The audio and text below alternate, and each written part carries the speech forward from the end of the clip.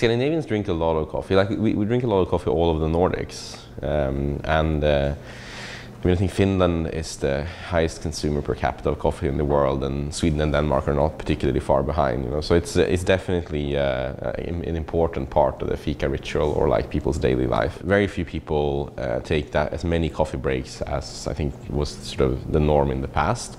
I think that in many sort of offices or like factories or whatever today, you would probably have one fika at 10 o'clock in the morning and then one, you know, in the afternoon around 3 or 2 or something like that, depending when you started, and that would be it.